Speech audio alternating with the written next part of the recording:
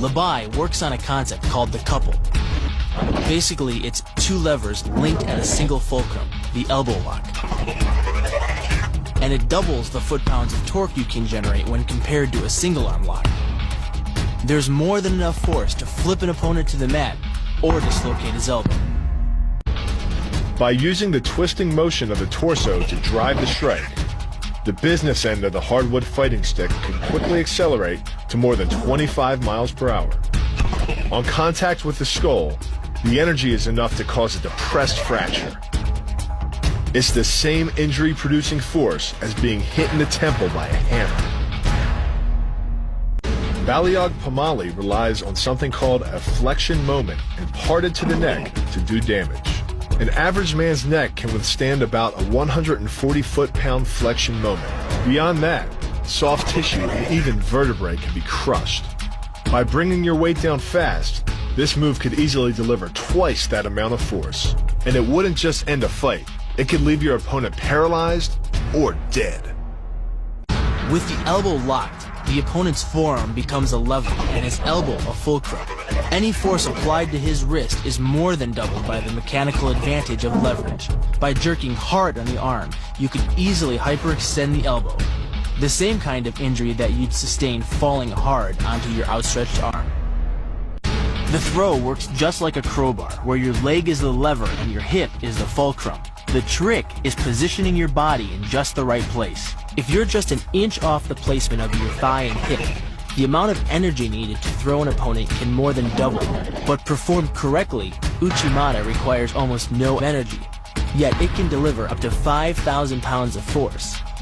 If it weren't for the mat, a throw like Uchimata would be enough to cause serious injury or even paralysis. You use the strength of your legs to maintain your dominant position while you secure the choke. Just a few pounds of pressure on the collar of his gi is enough to reduce the blood flow to the brain to a trickle and end the match. Hold this move for 10 seconds and the fighter will black out. Hold it just a bit longer and he's dead. By bending the elbow across the fulcrum of your hips, you're subjecting the weak joint to the leverage of two strong forces.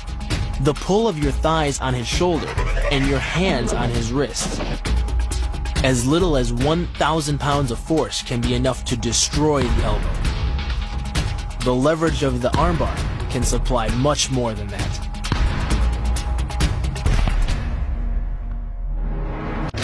The sacrifice throw is a simple lesson in conservation of energy. The stronger the opponent attacks, the further he gets thrown. It works like a catapult, where your opponent's momentum supplies the counterweight. The faster he's going, the further he's going to fly, and the harder he's going to land. Because you don't have time to cock your arm in a surprise attack, bursting's effectiveness doesn't come from the rotational power of the torso. Instead, it's driven by the legs, which hurl you forward into your opponent. Both the block and the strike land with 300 pounds of force, more than enough to collapse the windpipe or fracture the delicate bones of the face. Doing the 360 defense requires you keep your body in motion at all times, using your arms to defend different angles of attack. The key is keeping your arms at an oblique angle with your hands open and straight so that you don't take any blows straight on. Each is deflected down the angle of your forearm, which reduces its impact. During the choke, your opponent is relying on his grip strength and outstretched arms to maintain the choke. The strength of your back and shoulder muscles is greater than the applied force of your opponent's hold, so it doesn't take much to break his grip. And the closer your hands are to your own neck, the greater the leverage. The disarm is basically a judo wrist lock and uses many of the same principles.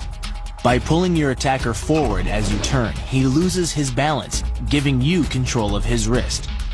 The barrel of the gun then becomes a lever, allowing you to take the gun. Because you are using the muscles of your torso, which can deliver up to 10 times more force than the muscles of the wrist, the disarm works against an opponent who is much stronger than you.